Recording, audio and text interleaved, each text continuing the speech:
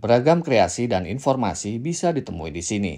Mulai video menari, menyanyi, atau komedi ada di aplikasi TikTok.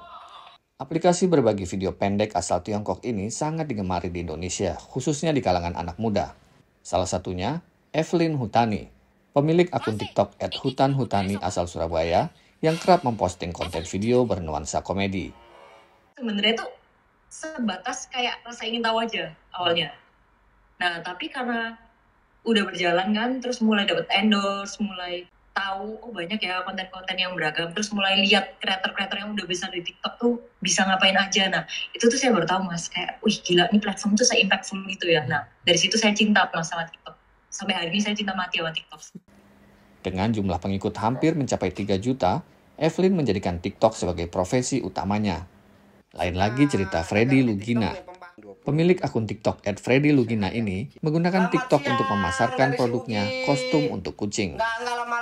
Lumayan lah, memang kelihatan progresnya ya, terutama kalau kita ini sering live. Jadi titik beratnya itu di TikTok itu kita live berjualannya.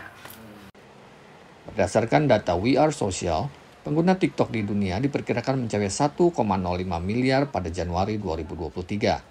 Meningkat 18,8% dibandingkan tahun sebelumnya. Indonesia sendiri merupakan negara pengguna TikTok terbanyak nomor 2 di dunia dengan jumlah pengguna aktif mencapai hampir 110 juta, di bawah Amerika Serikat yang menempati urutan pertama.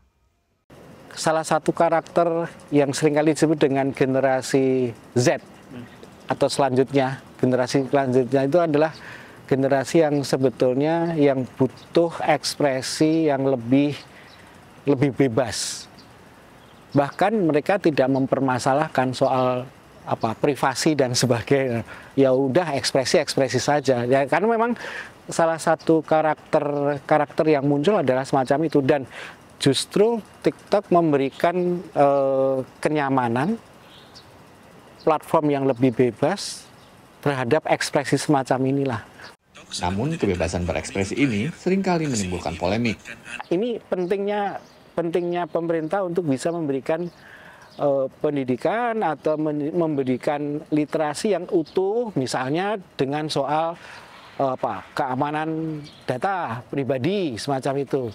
Dan saya kira dari situ anak-anak itu pasti belajar dari pengalaman mereka. Dan dari pengalaman itu akhirnya mereka akan menumbuhkan semangat sensor sendiri di antara mereka sendiri, dan akhirnya mereka akan cenderung menjadi seorang pengguna yang lebih kritis.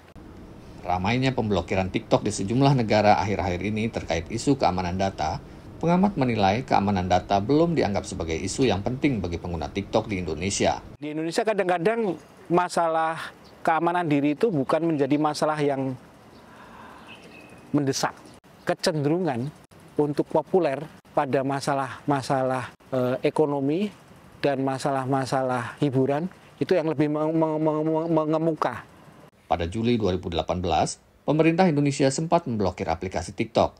Seperti yang tertulis di website Kementerian Komunikasi dan Informatika, pemblokiran saat itu dilakukan karena TikTok dinilai banyak menampilkan konten negatif. Namun, pemblokiran tersebut akhirnya dicabut setelah TikTok melakukan pembersihan konten-konten yang dianggap negatif dan menempatkan tim monitoringnya di Indonesia. Dari Jakarta, Ahadian Utama, Indra Yoga, dan tim VOA.